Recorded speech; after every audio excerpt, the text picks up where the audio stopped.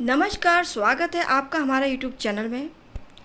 जैसा कि अब एक त्यौहार आ रहा है हम लोगों का, गणेश चतुर्थी, जो कि लोग बहुत धूमधाम से बनाते हैं और गणपति जी का घर में आने का इंतज़ार करते हैं। लेकिन पता है कि गणपति त्यौहार जो होता है वो क्यों मनाया जाता है, जिसे हम कहते हैं गणेश चतुर्थी? क्यों बनाते हैं आखिर? इसका रहस्य क्या है?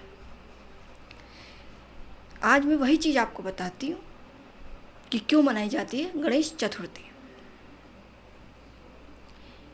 क्या आप जानते हैं कि गणेश जी के जन्म के पीछे एक ऐसा रहस्य है जिसे सुनकर हम लोग सबकी रूह कांप जाएगी?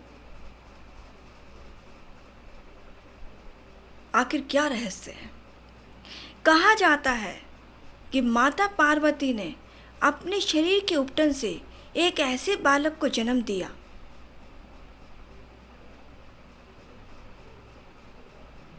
ठीक है।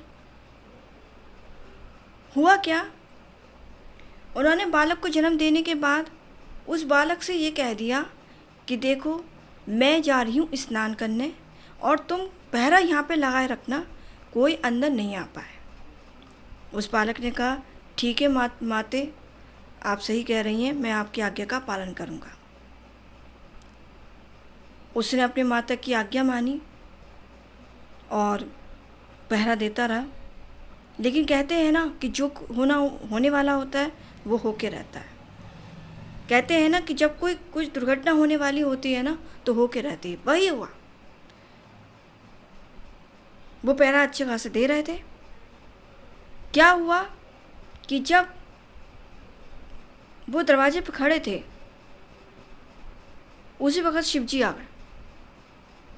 शिवजी आ गए और शिवजी के आने के बाद उन्होंने कहा, कहाँ है माता कहाँ है, माता कहाँ है? आवाज़ लगाई। वो अंदर जाने का प्रयास करने लगे तो उस बालक ने उनको रोकने की कोशिश की। बोले, आप अंदर नहीं जा सकते।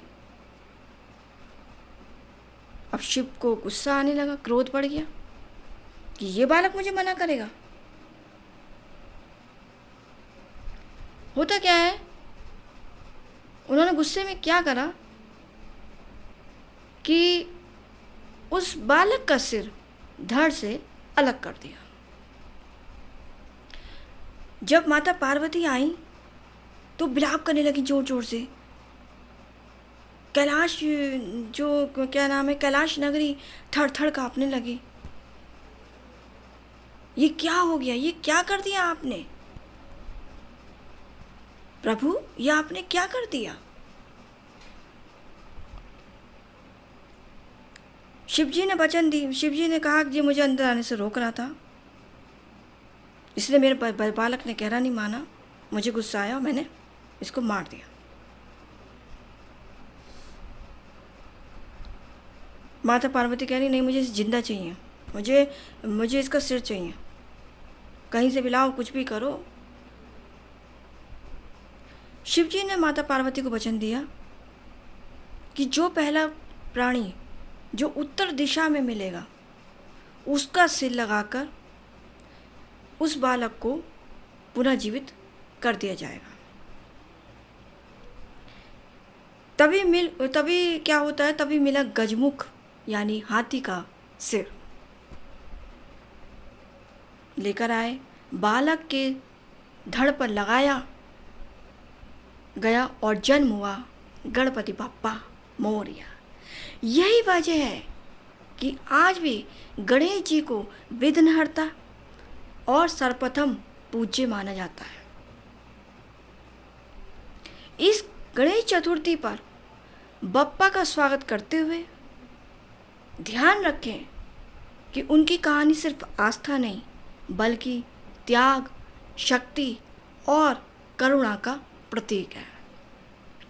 गणेश चतुर्थी की यही कहानी थी और इसी के साथ आप सबको भी गणेश चतुर्थी की हार्दिक शुभकामनाएं।